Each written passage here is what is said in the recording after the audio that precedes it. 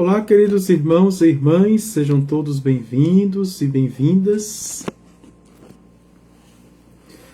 a mais uma aula. Essa é a 42ª aula, aula de número 42, o sacramento do matrimônio, para a gente ir terminando os sacramentos, né? Depois de alguns dias sem aula, né? Terminei cedo a missa, no tempo normal, 8h20, então me deu vontade de fazer mais uma aula. O som está chegando aí, estão me ouvindo? Está bom o som?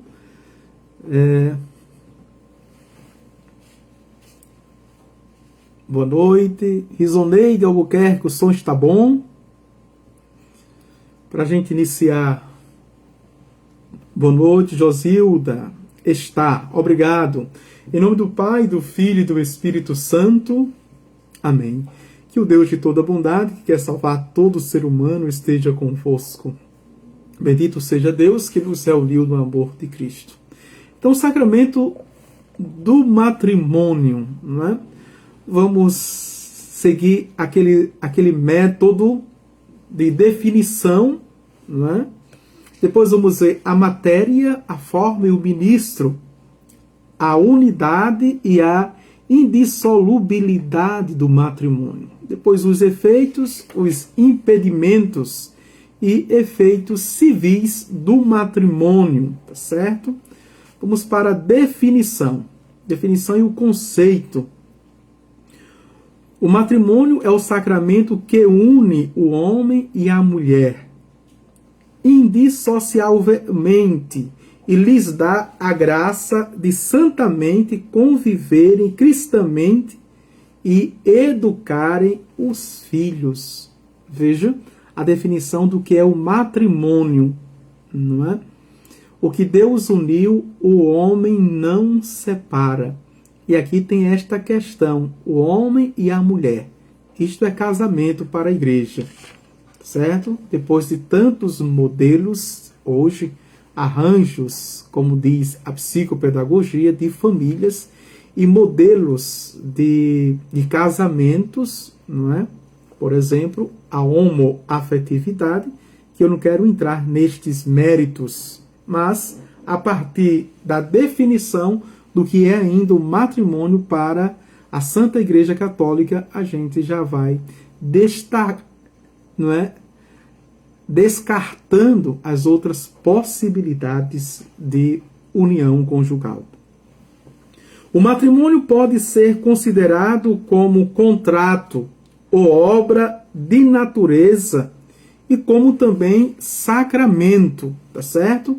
Vamos ver contrato, obra de natureza e sacramento, essas três dimensões.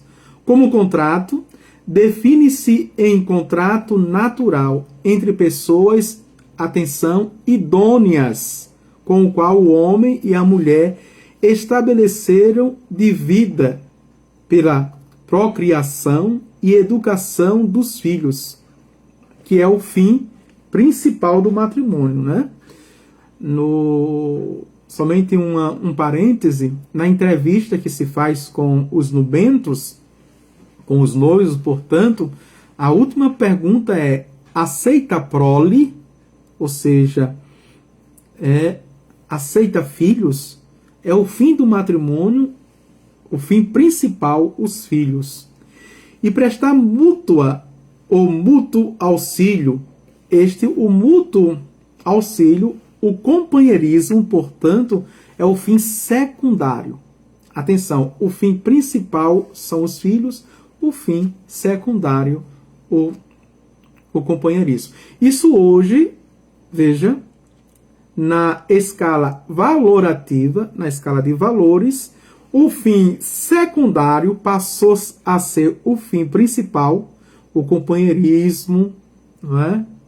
A complexidade, a afinidade, a conveniência entre os chamados até então os cônjuges ou os parceiros, se transformou o fim principal, e não os filhos. né, com o controle de natalidade, com o aborto, com os métodos, todos os métodos anticoncepcionais. Então, se tornou hoje até a questão também da criação, da educação, a questão também econômica, financeira, de classes sociais, também, não é? Cada vez mais é desafiador, veja, gerar e criar e educar. Com toda essa conjuntura, os cônjuges, ou seja, os esposos, estão se convencendo que no máximo 2 filhos. E esta não é a linha, né, da igreja. Se nós não tivermos filhos, se os esposos não tiverem filhos, como vamos povoar o céu? Como vamos ter aquela multidão de santos e santas que o Apocalipse fala que foi lavado e alvejado pelo sangue do Cordeiro? Neste caráter foi instituído por Deus no paraíso terrestre, quando criou Eva, a deu para companheira Adão, e a ambos disse: crescei e multiplicai-vos, enchei a terra e sujeitai-a. Veja só, Gênesis capítulo 1, versículo 28. O fim principal, crescer e se multiplicar. Esse modo perdura até hoje entre os não batizados. Jesus Cristo elevou o contrato natural à dignidade de sacramento. Olha, o que era ordem natural, Cristo eleva a ordem sacramental. Vamos ver. Santificou o vínculo matrimonial por meio da colocação da graça, quando Jesus Cristo instituiu este sacramento, por elevá-lo, não é, à ordem sacramental. Alguns dizem ter sido quando, no princípio da sua pregação, interveio nas núpcias de Caná e operou o primeiro milagre. Vejam que interessante aqui. Esta pode ser o fundamento, não é, bíblico para o sacramento do matrimônio.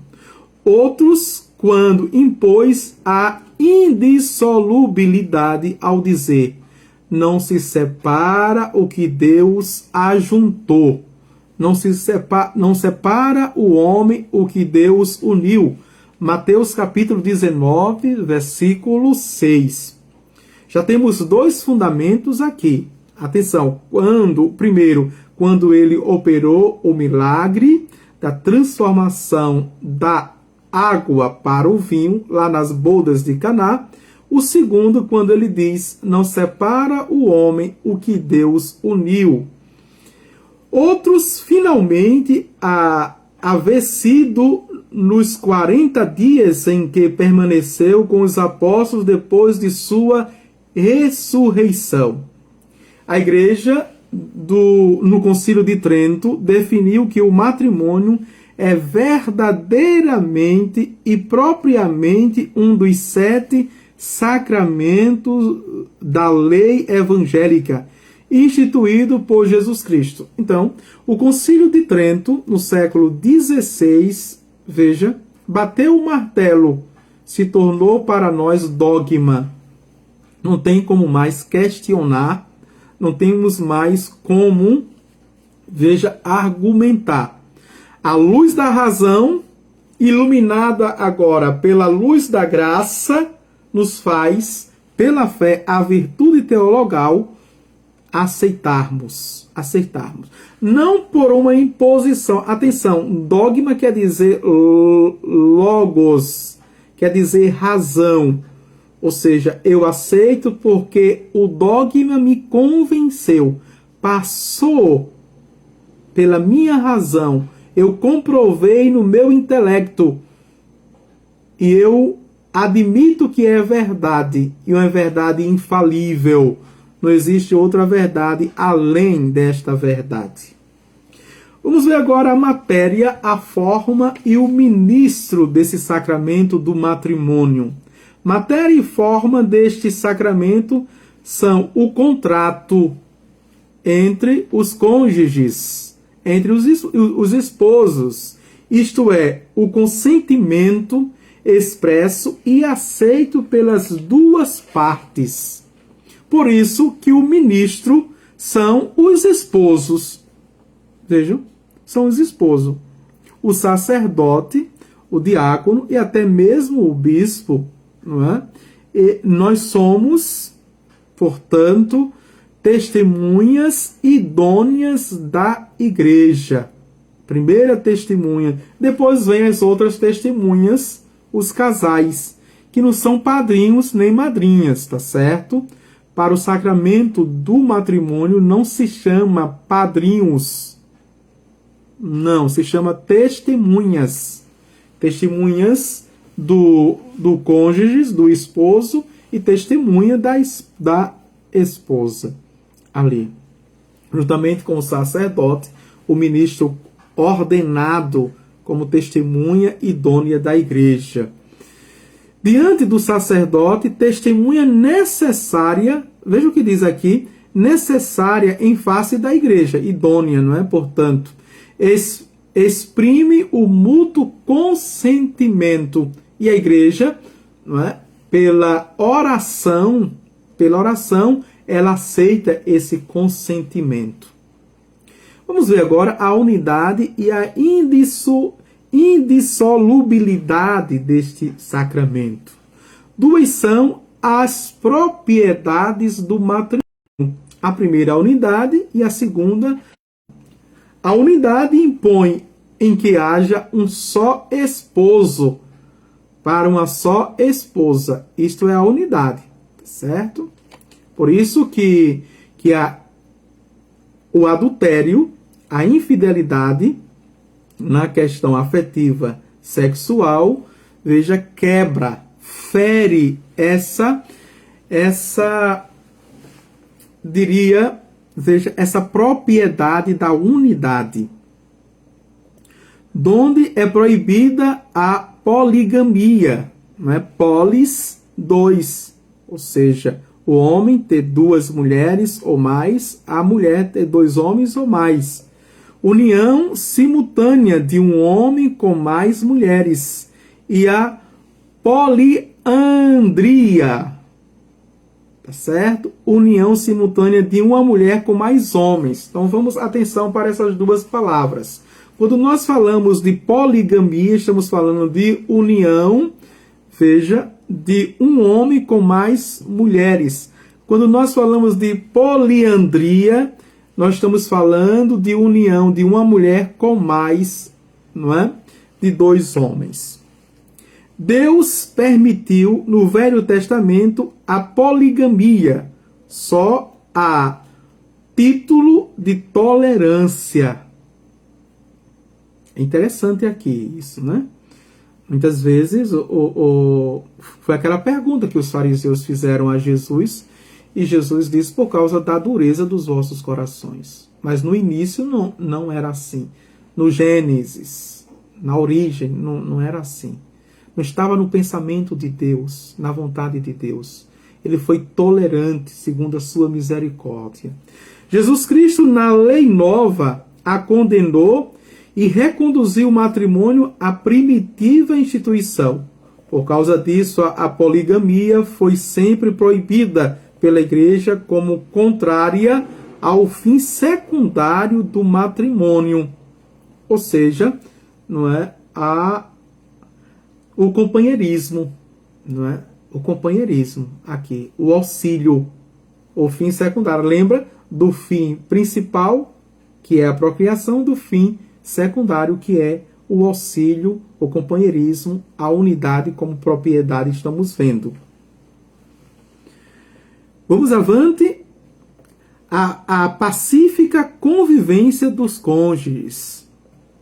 Vamos ver agora a propriedade da indissolubilidade. Importa em que o vínculo matrimonial não possa desfazer-se, mas dure até a morte. E embora, por gravíssimas razões, um dos cônjuges se separe do outro, nenhum dos dois possa passar as novas núpcias, aquilo que a gente chama de segunda união. Tá certo?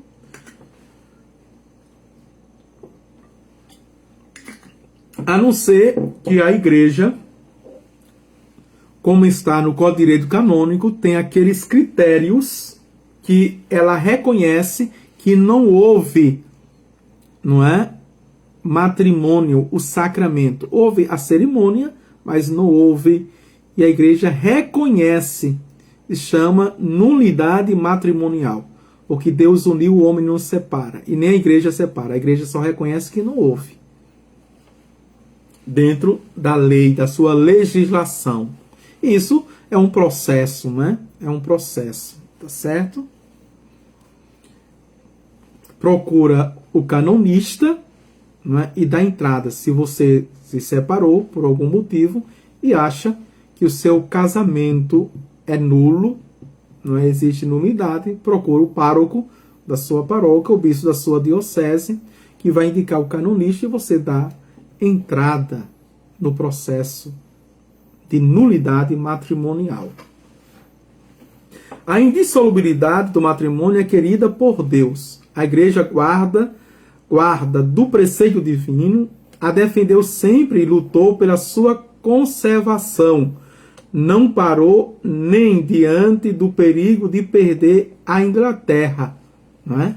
Aqui no Henrique VIII, existe na história que queria, não é, que a igreja, de fato, o casasse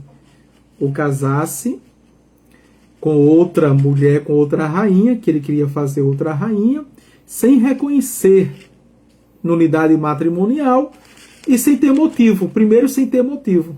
A igreja, mesmo aí, perdendo toda a Inglaterra, ficando contra a igreja, mas a igreja, né, não dissolveu o matrimônio. Como isso é sério para a igreja, tá certo?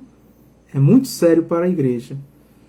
E a história está cheia de histórias, né, fatos verídicos, que a igreja, mesmo a ponto de uma guerra, né, de reinos se levantar contra elas, não é, por este motivo, ela não abriu mão do sacramento. Porque é divino, tá certo? É divino.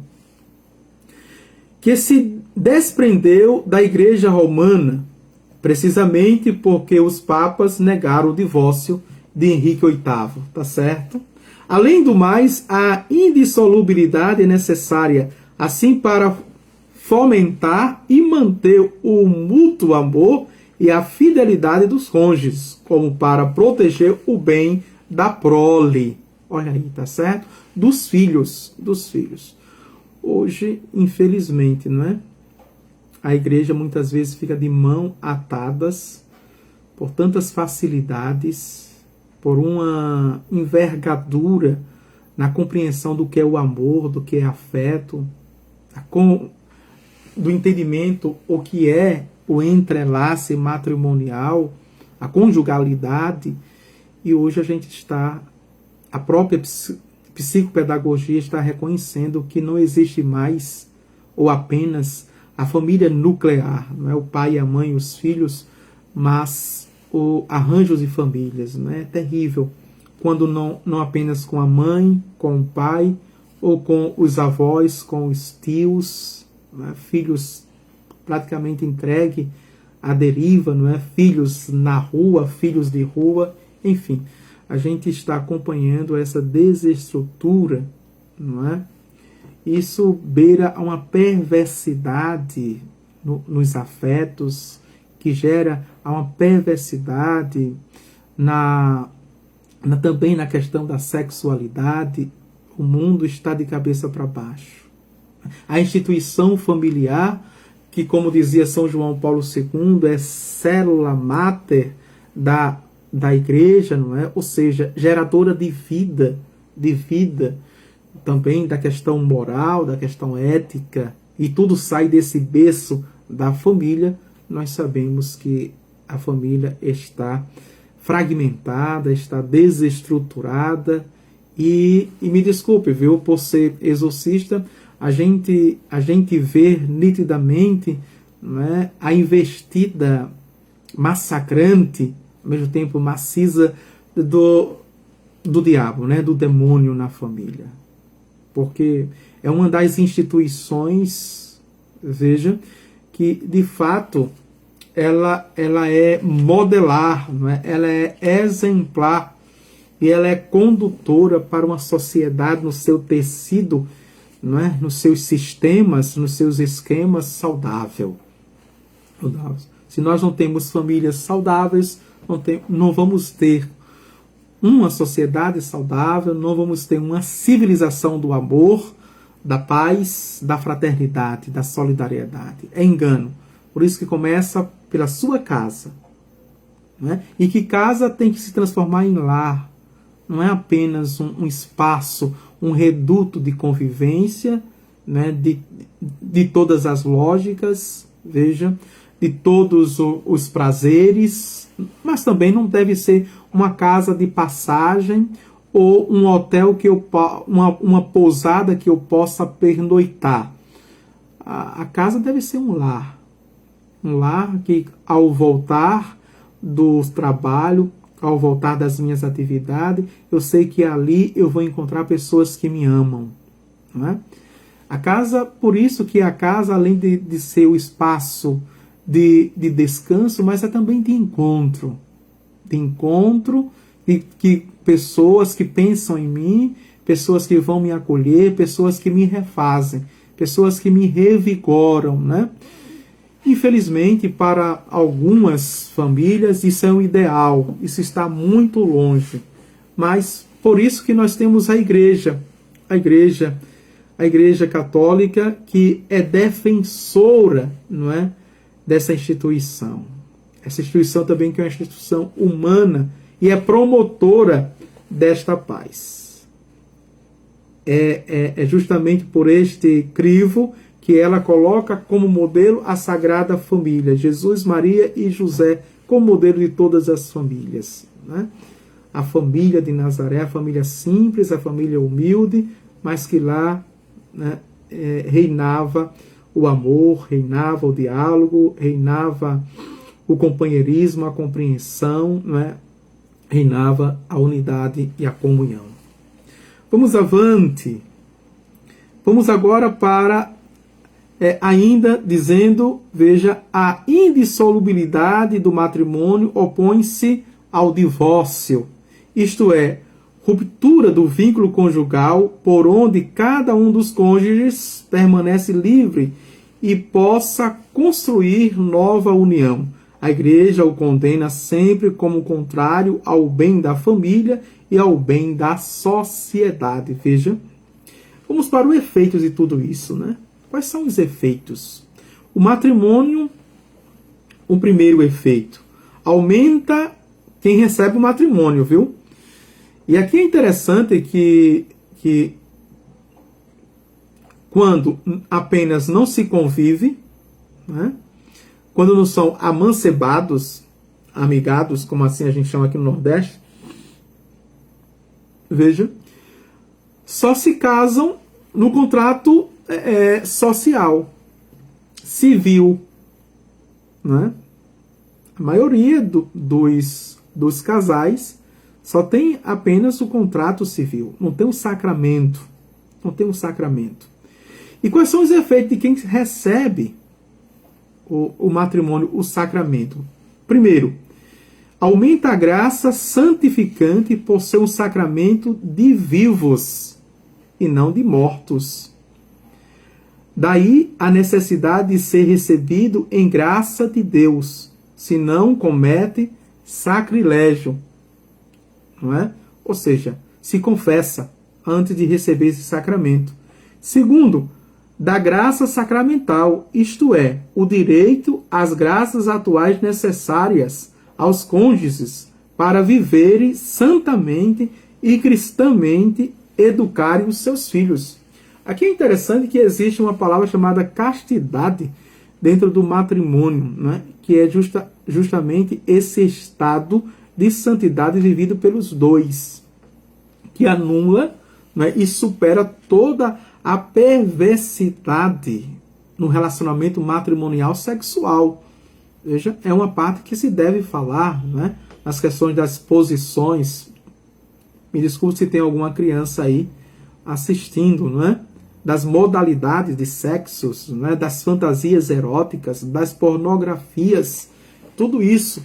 Por isso que aqui é salutar viver dentro do matrimônio a castidade. E viver segundo a orientação da igreja. Impedimentos para isso, para o matrimônio. Ao matrimônio é necessário a vocação divina. Vejam só. Né? Porque o matrimônio é muito mais do que uma atração, uma paixão, não é? Um erotismo. É uma vocação, um chamado. Não se realiza apenas na afetividade, do bem-querer dos dois e no sexo. É muito mais. É uma vida. Por isso que é uma vocação. E é chamado a viver na presença de Deus, esse chamado. Né? Por isso quem tem o matrimônio como vocação, né, sabe que não pode tirar Deus da sua vivência, da sua família. Há, porém, circunstâncias que tornam certas pessoas inábeis a contraírem matrimônio. Dizem-se impedimentos. Certos impedimentos são dirimentes quando tornam inválido o matrimônio. Outros impedimentos, impedientes, quando tornam somente ilícito. Uns impedimentos são de direito natural, isto é, ditados pela própria natureza. Outros de direito eclesiástico. E são esses impedimentos aqui, mesmo sem saber, que leva à nulidade matrimonial. Né? Depois, por exemplo, de ordem natural, não é? A demência, você descobre que a pessoa tem psicamente, né, esse transtorno, né, esse desequilíbrio, então pode levar ao matrimônio de ordem natural.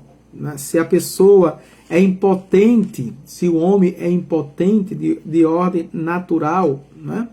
Até mesmo a esterilidade. Atenção, se você sabia, a mulher, que era estéril e não disse ao cônjuge, não disse ao esposo, e se ele descobre e tem muita vontade de ter filho e descobre que você não pode ter filho, isso leva ao impedimento. Né? Se o homem também, se ele que é o estéril, e ele sabe disso, e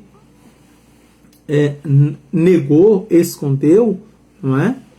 Por isso que a franqueza, a clareza, a verdade, veja, dentro, né, é importantíssimo do matrimônio. São impedimentos de ordem naturais, impedimentos também de ordem eclesiais. Por exemplo, um outro, não é? Se a pessoa é homossexual, veja, e certas coisas não descobre depois, já sabia, e esconde, é impedimento matrimonial, tá certo? Seja ele, seja ela. Uma outra coisa também, a infidelidade, desde o namoro, o noivado. Se o teu esposo te traía bem antes, veja, se a tua esposa também te traía, se ao casar e depois ver que não dá certo, e mesmo tem um vínculo matrimonial sacramental, é reconhecido também. É reconhecido como nulidade, não é? Porque não estava estabelecido a fidelidade, o contrato entre os dois. Tá certo? Esse é de ordem eclesiástico também. O adultério, por exemplo, né? Então, existem as leis que levam ao impedimento, de ordem natural e de ordem eclesial. Somente os impedimentos de direitos eclesiásticos a igreja, por mais ou menos graves razões, pode dispensar, embora em alguns não dispense nunca. Por exemplo, de direito eclesiástico, se você é primo de primeiro grau, primo carnal, né? Aí tem as dispensas, né? Na árvore chamada árvore genealógica, então vai desde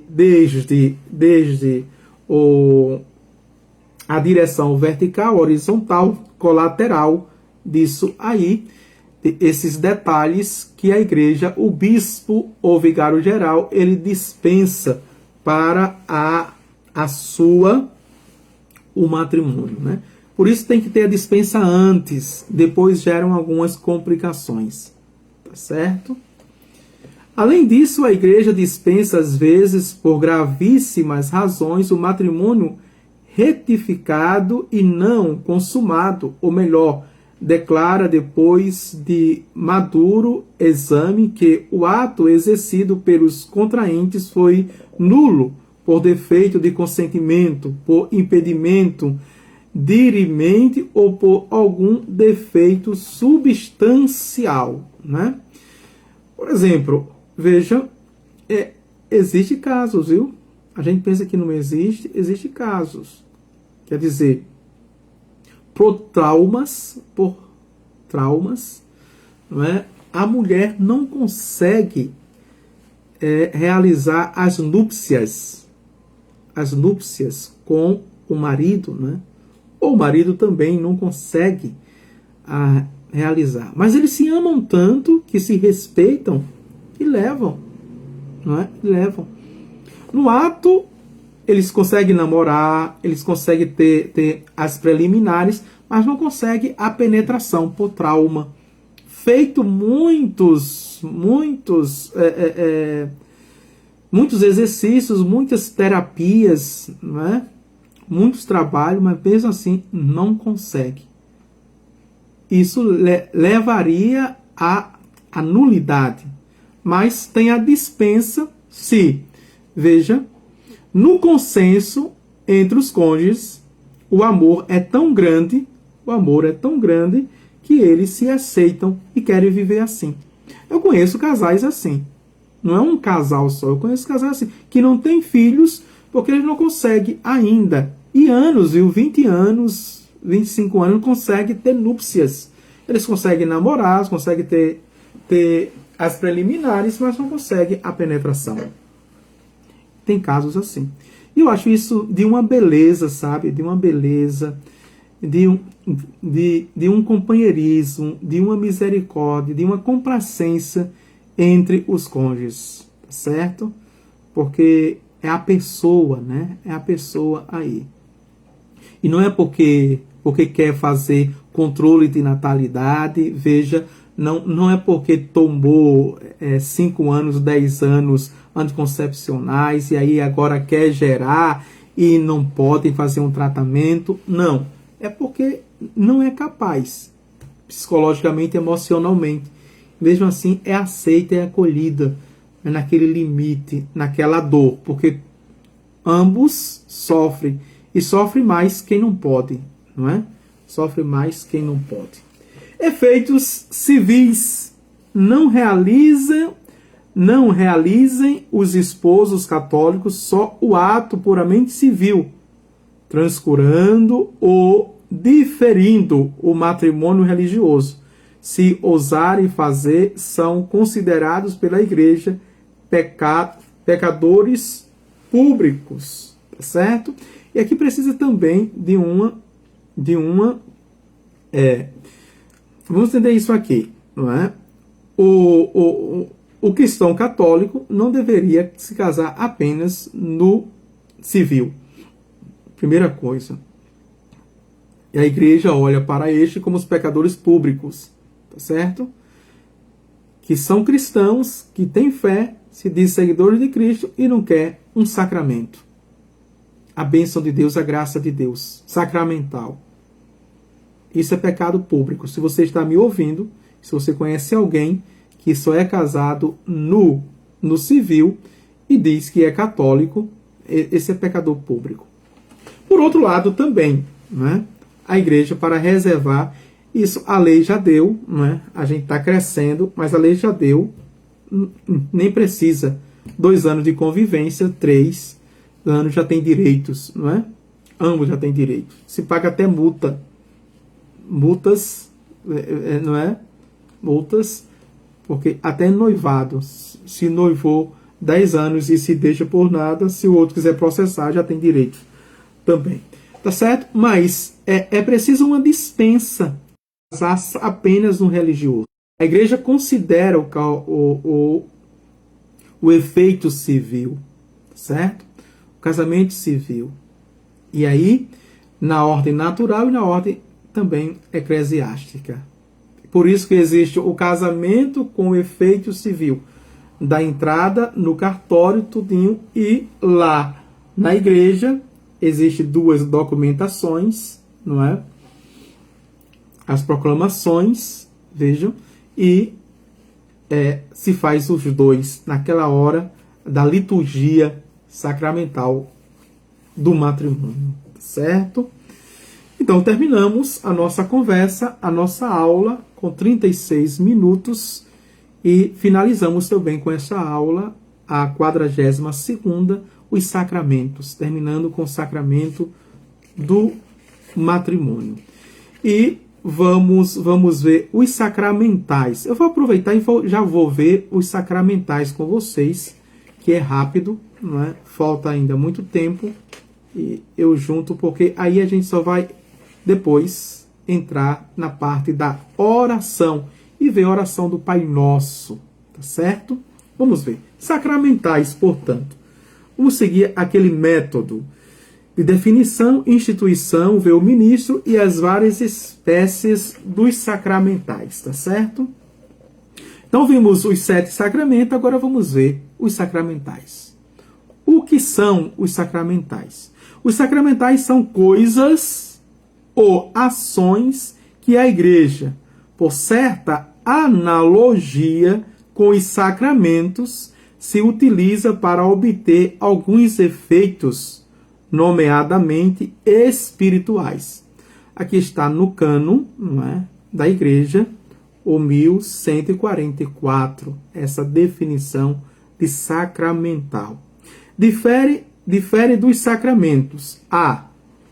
Porque os sacramentais são de instituição divina, enquanto os sacramentos são de instituição divina, os sacramentos, e os sacramentais são de instituição da igreja. Olha a diferença entre sacramentos e sacramentais. Repito, atenção, os sacramentos são de instituições divinas dentro da igreja e os sacramentais são de instituição da igreja, certo? Para corroborar na graça com os seus membros, com os seus filhos. B. Porque os sacramentos produzem a graça por virtude própria e os sacramentais não produzem a graça, mas em quem faz dele uso conveniente, isto é, com espírito de fé, caridade e devoção, geram piedades, ou seja, piedade que são movimentos da alma, e elas obtêm graças atuais, a remissão dos pecados veniais e da pena temporal, tem força de afastar o demônio, atenção, e consegue, por vezes, benefícios temporais, etc. Tudo isso porque lhes fica unida a penetração da igreja. Atenção aqui, né? Tudo que é a igreja, tudo que tu ligares na terra será ligado nos céus. Tudo que tu desligares na terra será desligado nos céus. Por isso que a igreja tem poder, não é, de instituir sacramentais. Ou seja, os objetos, as chamadas insígnias. Então, uma cruz abençoada é um sacramental. A água benta é um sacramental. Seja exorcizada ou não, com a adição do sal bento. O sal bento o óleo abençoado é um sacramental. Veja, a medalha de São Miguel Arcanjo, de São Bento, não é? As 2 cruzes, veja, de Nossa Senhora das Graças, enfim, dos santos e santas são sacramentais. tá certo? Uma imagem que eu tenho em casa é um sacramental, Então, eu uso isso. Eu uso como sacramental e vou crescendo na graça e a alma vai se movimentando para os sacramentos.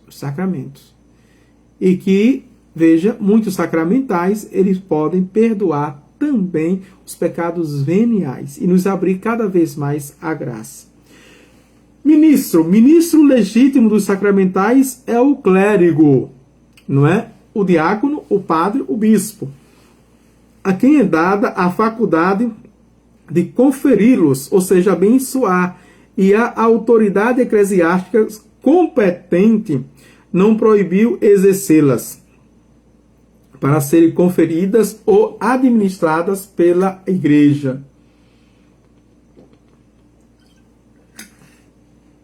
E aqui é interessante, por quê?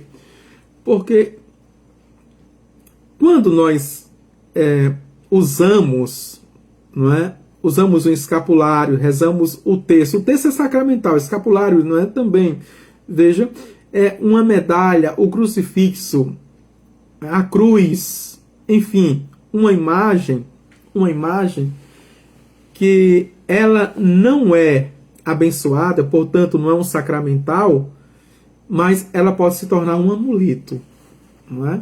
Eu não posso usar um sacramental por superstição, para minha proteção, não é? Ou para que eu, veja, me dê bem, me traga sorte, não é? Me proteja dos perigos, dos riscos e me traga sorte. Tem gente que vai jogar no jogo do bicho e reza uma Ave Maria antes de jogar para veja, ganhar, não é? Vai marcando ali o número lá na lotérica, não é, da Mega Sena e vai rezando as 3 Ave Maria. Não, pelo amor de Deus, né? Não é para isso que serve. Tá bem? Várias espécies. Vamos ver agora as espécies. Eu já falei algumas, vamos ver as espécies aqui dos sacramentais. Os sacramentais mais importantes são... Interessante que aqui divide os mais importantes. A oração pública feita em igreja consagrada, ou seja, a consagração. É um sacramental, tá certo? A consagração é a mais importante. Né? A consagração a Nossa Senhora, a consagração a São Miguel Arcanjo, as consagrações pelos métodos, tantos métodos, né? A mais publicada, divulgada, né? O método aí de consagração, veja, que usa a cadeia de Santo Afonso, né? Maria de Ligório. B, a confissão geral pública feita pelo sacerdote no princípio da missa, ao recitar o confetió. É um sacramental importante, que apaga os pecados veniais. C, a água benta. As cinzas que nós recebemos na quarta-feira santa, aliás, na quarta-feira de cinzas, né? É também o início da quaresma, é um sacramental. As velas que nós colocamos no altar, sobre o altar, ou em uma imagem, aqui abençoamos para a quaresma de São Miguel Arcanjo, não é? As palmas bentas, cuidado, o raminho que a gente usa ali no domingo de Ramos, que é abençoado, tudo que é abençoado, em regra geral, se transforma em um sacramental. Certo? Vamos ver. A esmola, isto é, as obras de misericórdia corporais e espirituais, são sacramentais. As múltiplas bênçãos, as do Santíssimo Sacramento, do Papa, Urbi et Orbi, não é? Do bispo, dos sacerdotes, as bênçãos, pessoas que pedem muitas bênçãos, né? A gente dá, são sacramentais. E são sacramentais importantes para a nossa vida espiritual, para a nossa maturidade na fé, tá certo? As bênçãos são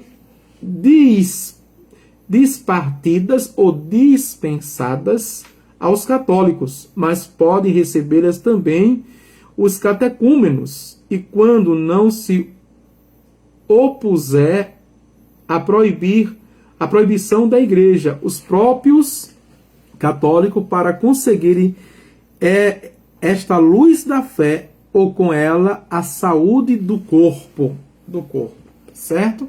Então, veja essas bênçãos por quê? Porque tem um dos padres ordenado, porque tem um sacramento, tá certo? Então, a